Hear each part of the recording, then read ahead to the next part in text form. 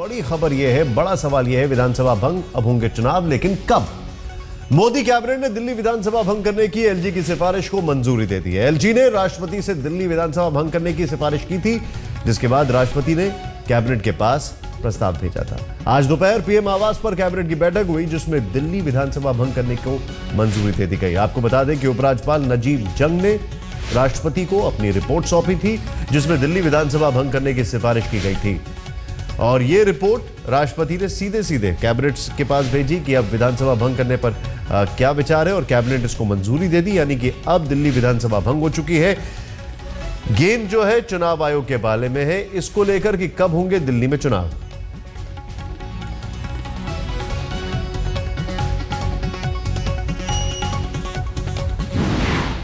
सीधे चलते हैं, हमारे दो सहयोगी इस वक्त हमारे साथ हैं। एक को कि कैबिनेट की बैठक हुई, उसमें क्या क्या फैसला निकला, क्या जो भी फैसला निकला जो हम बता रहे हैं आपको। उसके अलावा अमिताभ सिन्हा होंगे हमारे साथ, और इसके अलावा रीमा हमारे साथ है कि बीजेपी की क्या रणनीति है। सतीश उपाध्याय से इनकी बातचीत हुई है। सबसे पहले अमिताभ जी, सीधा सवाल, कैबिनेट ने बड़ा जल्दी से फैसला कर लिया, जाहिर सी बात है इसको एक और इशू नहीं बनाना था। देखिए, जाहिर तौर पर जो घटनाक्रम पिछले कल से आज तक का देखें, उससे साफ था कि आनन फानन में बीजेपी और एनडीए सरकार ये फैसला लेना चाहती है विधानसभा भंग करने का, क्योंकि कल नामांकन भरने की आखिरी तारीख है। दिल्ली में जो 3 विधानसभा सीटों पर उपचुनाव होने से निशान, उन सीटों के उपचुनाव के नामांकन की प्रक्रिया के पहले उन्हें रद्द करना जरूरी था, ताकि संवैधानिक प्रक्रिया आगे बढ़ सके। इसलिए कल परसों संसदीय बोर्ड की बैठक होती है।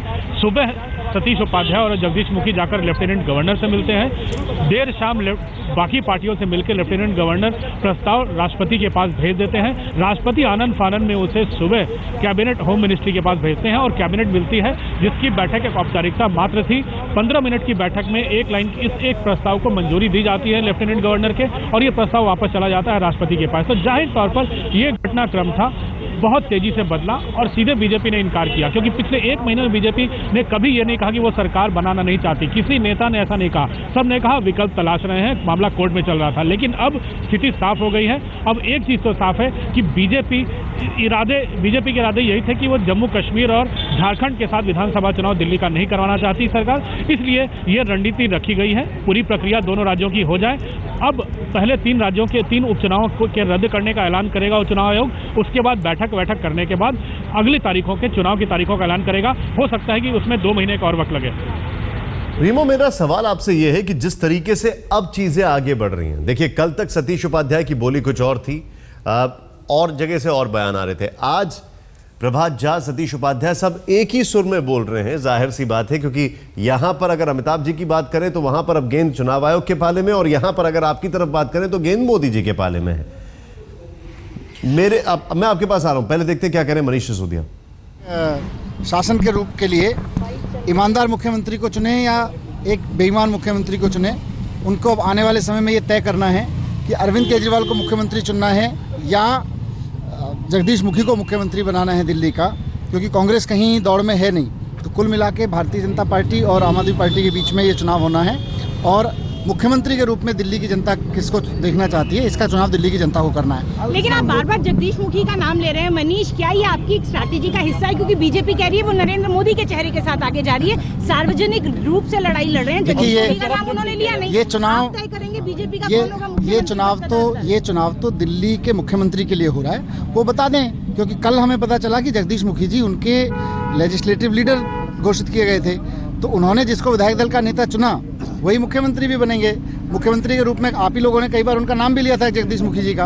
तो अगला चुनाव तो दिल्ली के मुख्यमंत्री के लिए होना है, और दिल्ली के मुख्यमंत्री के रूप में एक तरफ अरविंद केजरीवाल होंगे तो दूसरी तरफ जगदीश मुखी होंगे। अगर भारतीय जनता पार्टी किसी और को प्रोजेक्ट करती है तो उसके बाद में बात करेंगे। तब मुकाबला तो मुख्यमंत्री के लिए ही होना है। तो मुकाबला मुख्यमंत्री के लिए एक तरफ अरविंद केजरीवाल होंगे, दूसरी तरफ जगदीश मुखी होंगे, या उन जैसा कोई और व्यक्ति होगा। नरेंद्र मोदी के नाम पे वोट मांगेगी तो उससे आपको डर लग रहा है? आप नहीं चाहते ये चुनाव नरेंद्र मोदी वर्सेस अरविंद केजरीवाल? अगर नरेंद्र मोदी जी दिल्ली के मुख्यमंत्री का चुनाव लड़ेंगे तो उसके बाद बात करेंगे। एक बात देते जाना। रीमा, सुना आपने अभी क्या बोल रहे हैं मनीष सिसोदिया? ऑनलाइन कैंपेन चालू हो रही है, जगदीश मुखी वर्सेस अरविंद केजरीवाल। बीजेपी जानबूझकर अभी तक नाम नहीं ले रही है कि कौन होगा उनका चेहरा, क्योंकि जाहिर सी बात है स्टार कैंपेनर मोदी जी रहेंगे। यानी आम आदमी पार्टी एक बार फिर से इनको ड्रॉ करना चाह रही है इस डिस्कशन में कि आपका चेहरा कौन होगा, यानी सीधे तौर पर। और बीजेपी की स्ट्रैटेजी साफ है, क्या कहेंगे आप?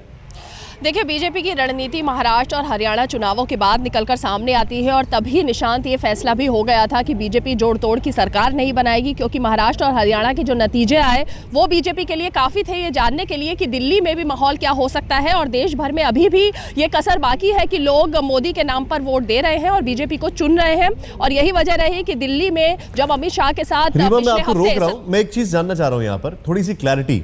जानबूझ के बीजेपी अपने मुख्यमंत्री का जो नाम है वो नहीं बताना चाह रही है, या अभी तक डिसाइडेड नहीं है, या जैसा पार्टी का प्रोसीजर रहता है हमेशा इस पर फैसला बहुत बाद में लिया जाता है, जब जो उनके विधायक इलेक्ट होकर आ जाते हैं उसके बाद लिया जाता है? देखिए, बीजेपी में नरेंद्र मोदी के बाद से ये नया अभी हम कह सकते हैं कि ट्रेंड शुरू हो गया है कि किसी भी नाम को अब कम से कम विधानसभा के चुनावों में सामने ना लाया जाए और मोदी के नाम को ही भुनाया जाए। और यही रणनीति हम देख रहे हैं कि लगातार जो विधानसभा के चुनाव हुए उसमें दिखाई दे रही है। दिल्ली में बीजेपी के पास हम कह सकते हैं कि इस वक्त ये बात भी है कि उसके पास चेहरा है भी नहीं, और जो चेहरे हैं उनमें से सहमति किसके नाम पर बनेगी आने वाले दिनों में, इस पर भी अभी चर्चा होनी बाकी है। तो जाहिर तौर पर अभी नाम लेकर वो इस पूरे गेम को अपने खिलाफ नहीं करना चाहती है बीजेपी, और वो इंतजार करेगी जैसे महाराष्ट्र और हरियाणा में इंतजार किया गया चुनाव नतीजे का और मोदी के नाम पर चुनाव लड़के वोट बटोरने का, और उसके बाद ही तय होगा कि आखिर दिल्ली में कौन कुर्सी पर बैठेगा। बहुत बहुत शुक्रिया आपका रीमा, और बहुत बहुत शुक्रिया आपका अमिताभ जी। रीमा, आपने थोड़ी देर पहले इंटरव्यू किया था सतीश उपाध्याय का, आइए सुनते हैं।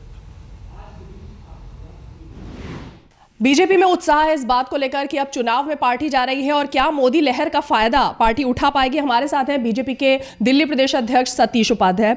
सतीश जी, बीजेपी में उत्साह है चुनावों को लेकर, क्योंकि पार्टी में जो दो धड़े थे, पहले ये मान रहे थे कि क्या जोड़ तोड़ की सरकार बनाए, लेकिन वो तो आप लोग नहीं माने, तो अब क्या रणनीति है? नहीं, देखिए, हमने शुरू से इस बात को कहा था कि हम किसी भी तरह की जोड़ तोड़ की सरकार नहीं बनाएंगे, हम किसी भी तरह की खरीद फरोख्त नहीं करेंगे। हम पर तरह तरह के अनर्गल आरोप, ख़ास करके केजरीवाल और केजरीवाल साहब ज़्यादा कांग्रेस ने लगाए थे कि हम 50 करोड़ में 20 करोड़ में ये कर रहे हैं वो कर रहे हैं, रोज़ ट्वीट करना, झूठे ट्वीट करना, दिल्ली की जनता को भ्रम में जानना, इस तरह की स्थिति उन्होंने बार बार कही है और दिल्ली की जनता ये अच्छे से जानती है और पार्टी को इसमें कुछ करना नहीं था।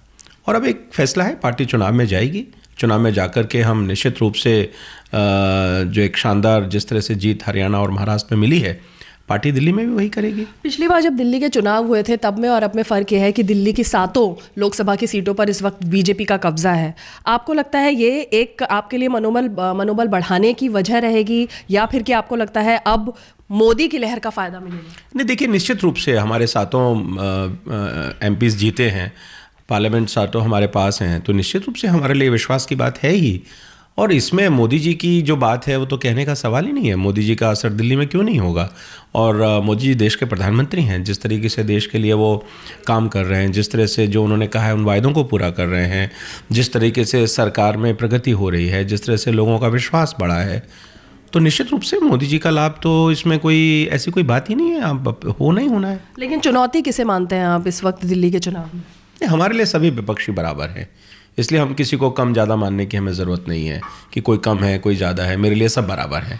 विपक्ष है और भारतीय जनता पार्टी को तो अपनी सबको गंभीरता से लेके जाना है। लेकिन आपको लगता है कि लड़ाई जो है वो मुकाबला सिर्फ आम आदमी पार्टी और बीजेपी के ही बीच होगा और सबसे बड़ी जो चुनौती है वो अरविंद केजरीवाल आम आदमी पार्टी से ही मिलने वाली? नहीं, मैं कह रहा हूँ ना, मैंने ऐसा आपको कहा ना कि मेरे लिए विपक्ष है, वो चाहे कोई भी हो, वो केजरीवाल हो, कांग्रेस हो, समाजवादी हो, BSP हो, और भारतीय जनता पार्टी अपनी तरफ है। तो हमको तो एक रणनीति के तहत काम करना है, दिल्ली के हर वोटर तक पहुंचना और चुनाव में भारतीय जनता पार्टी को जीत देना। सतीश जी, जब लोकसभा के चुनाव हुए तो नंबर 2 पर जिस जगह पर भी आप लोग जीते हैं, नंबर 2 पर आम आदमी पार्टी ही रही। आम आदमी पार्टी आज की डेट में भी ये कह रही है कि भले ही प्रधानमंत्री के तौर पर नरेंद्र मोदी को जिताया हो, लेकिन दिल्ली के लोग अभी भी ऐसा मानते हैं कि अरविंद केजरीवाल ही मुख्यमंत्री बने। समय आने पर पता चलेगा, समय आएगा तो पता चलेगा कि मुख्यमंत्री कौन बनेगा, केजरीवाल साहब क्या होंगे। समय आने पर तो पहले प्रधानमंत्री भी बन रहे थे, 100 सीटें भी लेकर आ रहे थे और बनारस भी जीत रहे थे और 416 सीटों पर जमानत जब्त उनकी हुई। तो वक्त बताएगा ये तो, इसमें कोई लंबे बड़े वायदे हम करें। केजरीवाल साहब कुछ भी कह सकते हैं, वो तो 65 सीटों की बात कर सकते हैं, 70 की भी कर सकते हैं, वो कुछ भी कह सकते हैं। दिल्ली में भ्रम फैलाने के लिए उनकी आदत है। कुछ भी हो, कुछ भी हो, आप आम आदमी पार्टी को फॉर ग्रांटेड तो नहीं ले सकते, एक बार लेके देख चुके हैं। खैर, आम आदमी पार्टी के नेता आशुतोष वो क्या कहते हैं, बातचीत की हमारे संवाददाता रवीश पाल सिंह ने, आइए देखते हैं। आम आदमी पार्टी के राष्ट्रीय संयोजक अरविंद केजरीवाल के घर पर एक महत्वपूर्ण बैठक होने जा रही है और इस बैठक में शामिल होने के लिए इस वक्त आशुतोष जी यहाँ पहुंच चुके हैं। अंदर संजय सिंह जी भी आ चुके हैं। आशुतोष जी, एक तरीके से अगर देखा जाए तो एक लड़ाई जो इतने महीनों से चली आ रही थी, आप लोग लड़ रहे थे, एक जीत हासिल हुई, अब आगे की क्या तैयारी और किस मुद्दों पर बात करने के लिए आज ये बैठक है? सबसे पहले हम दिल्ली के लोगों को बधाई देना चाहते हैं कि कम से कम उन्होंने इस बात को देखा कि बीजेपी किस तरीके से चुनाव से भाग रही थी और फाइनली बीजेपी को चुनाव के लिए तैयार होना पड़ा। उन्होंने बैकडोर से जरूर सरकार बनाने की कोशिश की। आप सब लोगों ने देखा Sher Singh Dagar model of government formation की कोशिश किस तरीके से सफल हुई है। फिर मैं बधाई देना चाहूंगा अपने तमाम एमएलएस को, जिसको तमाम तोड़ने की कोशिश की गई, 4 से 20 करोड़ रुपए तक खरीदने की बात की गई, बट हमारे साथ बने रहे। और साथ ही साथ उन तमाम वॉलंटियर्स का जिन्होंने कभी भी हिम्मत नहीं हारी। आज की तारीख में हमारी मीटिंग इस मसले को लेकर है कि चूंकि अब दिल्ली में अनिश्चितता के बादल छट गए हैं, तो हम बैठ के देखें, सोचें हम कहां पे इस वक्त स्टैंड करते हैं और आगे हमें क्या कदम उठाना है। तो क्या अगर बात करें तो क्या इस बात पे भी कोई चर्चा होगी कि किन किन लोगों को इनाम देना है? इनाम एक तरीके से कि बिके नहीं, जो आरोप लगाए जा रहे थे कि विधायकों की उनकी खरीद हो सकती है, तो क्या अब लगता है कि इन्हीं लोगों को टिकट देने पे विचार या फिर और तमाम चीजों पे विचार? देखिए, टिकट किसको दिया जाएगा ये तो अभी बहुत जल्दबाजी है उस पूरे मसले पर, लेकिन ये है कि हम बहुत जल्द तमाम चीजों का खुलासा कर देंगे। लेकिन इस बात का जरूर ध्यान रखा जाएगा कि हमें टिकट उन्हीं लोगों को देना है जो पार्टी की विचारधारा से पूरी तरीके से सहमत हो, जिनका 100% कमिटमेंट हो और जो इस देश को बदलने की जो हमारी राजनीति है उसमें पूरी तरीके से हमारे साथ है। साथ ही साथ हम लोगों को ये भी बताना चाहेंगे कि किस तरीके से बीजेपी चुनाव से भाग रही थी, डर रही थी, और हमें कमजोर लोगों को साथ लेकर नहीं चलना बल्कि मजबूत लोगों को साथ लेकर चलना।